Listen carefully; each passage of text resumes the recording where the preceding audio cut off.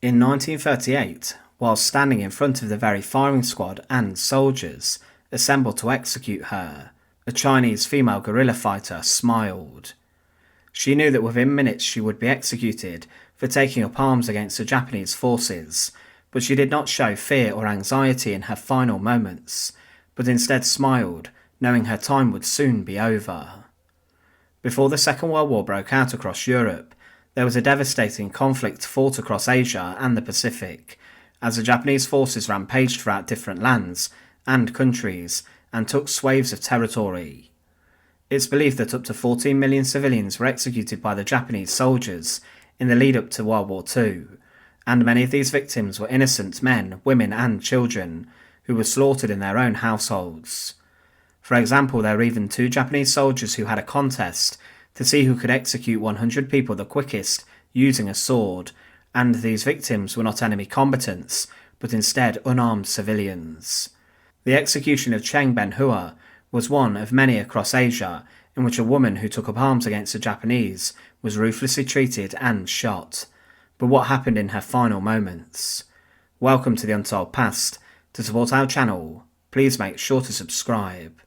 Cheng Benhua was a resistance fighter who was executed for fighting against the invading Japanese army during the Second Sino Japanese War. She has in the years since become a symbol of bravery in the face of horror, and she was, before she was executed, subjected to a harrowing ordeal of torture and assault. She knew her death was coming on the horizon, but how did she face her execution? The Japanese in the 1930s wanted to conquer different lands and countries inside of Asia, and they were in deep-rooted conflict with China. In 1931, Japan occupied northern China and established a separate state in Manchuria, and they called this Manchukuo. The Chinese people hated the Japanese occupation, but their power increased and their stranglehold inside of China increased, and many felt powerless to stop this. On the 7th of July 1937, Japanese forces entered the town of Wanping to find a number of soldiers, and when the Chinese forces prevented them from entering the town, fighting broke out between the two as shots were heard, and this incident occurred close to the Marco Polo Bridge, and this ushered in the beginning of the Second Sino Japanese War, a conflict which some historians believe began the Second World War. It was a devastating conflict, and millions of men, women and children were killed in the brutal fighting. There were a number of people who defied the Japanese, and communist and nationalistic fighters tried to defend their hometowns and settlements from the horrors of the Japanese army. These people had little weaponry, and they found themselves easily overpowered, but they did try their best. Chinese resistance fighters wanted to protect their family and loved ones, and many walked hundreds of miles to get involved in resistance in areas of Japanese occupation to help defeat their enemies.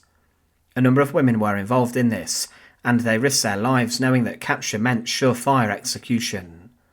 One example of this was a 61-year-old woman who marched with her own militia, made up of wives of miners, and they would attack the Japanese when they could, and they inflicted losses of around 1,000 soldiers and even took hundreds of prisoners of war. Another example of this during World War II was Nieves Fernandez, a female schoolteacher from the Philippines who tried to resist the Imperial Japanese forces who occupied the islands. She organised a group of around 110 resistance fighters and waged a guerrilla war against them, and she was even hunted by the Japanese as her forces inflicted such heavy losses.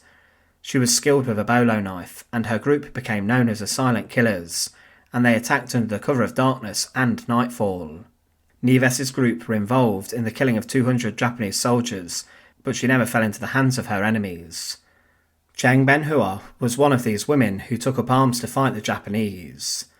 The Japanese forces were known for their harrowing crimes against women, so to fight them was even more dangerous, as they knew they would be subjected to assault if captured. When the Japanese rampaged into the city of Nanking, they conducted large-scale crimes against women, and it was said of this that, "I know not where to end. Never I have heard or read such brutality. We estimate at least 1,000 cases a night and many by day. In case of resistance or anything that seems like disapproval, there's a bayonet stab or a bullet. People are hysterical. Women are being carried off every morning, afternoon and evening. The whole Japanese army seems to be free to go and come as it pleases, and do whatever as it pleases."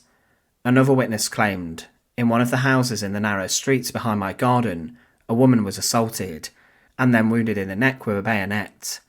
I managed to get an ambulance so we can take her to the Kulu hospital. Last night up to 1,000 women and girls were said to have been assaulted, about 100 girls at Jinling College alone. You hear nothing but assault. If husbands or brothers intervene, they're shot. What you hear and see on all sides is the brutality of the Japanese soldiers." This is what guerrilla fighters such as Cheng Benhua had to contend with. She joined the communist guerrilla fighters in the northern part of China, who were operating under the noses of the Chinese army.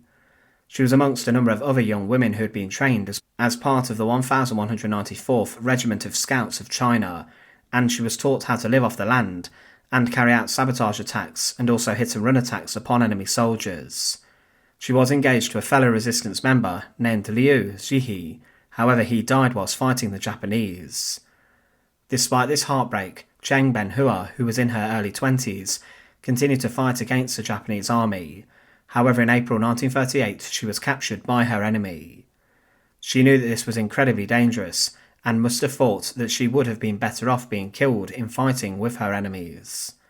There were many women who tried to hide, even when the Japanese army came into town, to avoid the crimes they had been known for, but Cheng was now in the custody of her enemies, and there was nowhere to hide. She must have known the sort of torture that she would be subjected to, and whilst being held by the Japanese, she was tortured by her guards for information.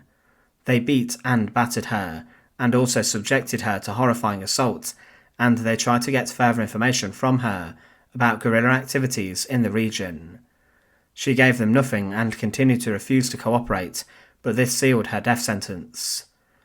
The Japanese garrison who had imprisoned and tortured Cheng Benhua was then ordered to move out, and the commanding officer of this group decided to send a message to the people of the local area by having Cheng executed, along with many others who had been captured.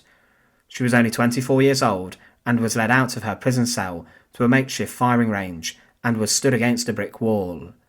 A photographer took a final image of her, and Cheng stood with her arms crossed in front of the Japanese army firing squad and soldiers who would execute her, who were sat on chairs behind her smoking, having a break before she would be executed. Many of these are smiling in the image and are laughing, and Cheng defiantly smiled as she took her final moments. Shortly after this image was taken, she was led to the firing range and was stood opposite the very men who were captured in the image with her, and she was shot by the firing squad, ruthlessly bringing the life of the 24-year-old Chinese female resistance fighter to an end. It's not known what happened to her remains, but in the years following her execution, the defiant image of the Chinese woman who stood smiling in front of her firing squad became iconic and has even been immortalised in statue form. Cheng Benhua was just 24 years old when she was executed by the Japanese army. She was one of millions of women who were slaughtered and executed at the hands of them, and the women who found themselves living under Japanese occupation were subjected to untold horrors at the hands of them. This led to the horrifying reputation of the Japanese soldiers being made even worse, and in cities such as Nanking, the horror continued. Cheng Benhua was a defiant young woman who tried her best to repel the invading forces who rampaged into the lands where she lived, but at the end of the firing squad, she was executed. Thanks for watching. To support our channel, please make sure to subscribe, and once again, thank you so much for watching.